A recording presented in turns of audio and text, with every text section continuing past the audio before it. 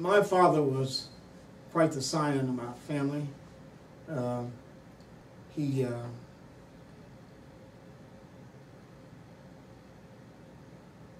a sister and a brother, and was raised in a rural area. But fortunately, our grandparents, who lived with us, was fortunate enough to send him to Hampton Institute back in 1919, and he finished in 1924. And of course, from that, my father met and married my mother in Hampton, Virginia. She was from Hampton as well, and a student at Hampton Institute. And he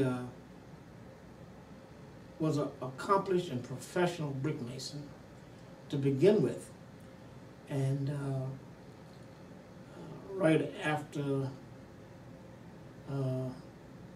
the crash and the Depression, he was able to establish a brick masonry company of his own, and held that company until 1969. Of the 7 boys in the family, his 7 sons, 5 of them were accomplished bricklayers, including myself. You had to learn brick masonry or else. And as a result, they were all accomplished brick masons. My father was one of the most famous bricklaying contractors in the state of Kentucky, without doubt. Built nearly 500 homes in Lexington, Kentucky. And those homes are well documented. And we all grew up building these brick houses. And I personally got so enthralled with brick masonry, I thought maybe I wanted to be a contractor once I finished my college years, but I was never able to accomplish that. I went in a different direction. And tell me a bit about your experiences with schooling, starting with elementary school. What schools were they? What do you remember? What stands out about that time period in your life? We moved on through the lower grades in elementary school until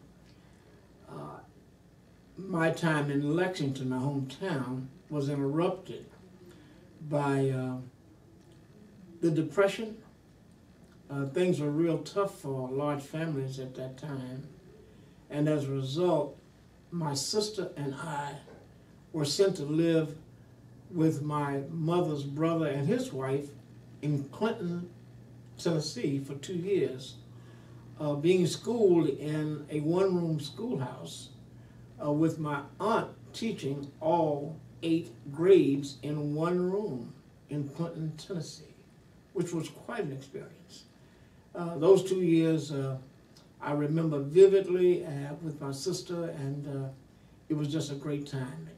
And of course, when the war began to recede, we were returned to our parents in Lexington, 1944, where I resumed elementary school in the 4th grade, and found that, as I remember, I was head of the class as a result of my 2 years in Tennessee. Do you recall that you didn't have some of the benefits that you may or may not have been aware the white kids had when you were growing up? Was that even something you were aware of? Historically, we always had used textbooks. Textbooks that white kids had used for several years, and when they got worn and tattered, they shipped them off to our schools. I never will forget that. We never could compete interracially, athletically. We were always segregated, whites in one side of town, blacks on the other.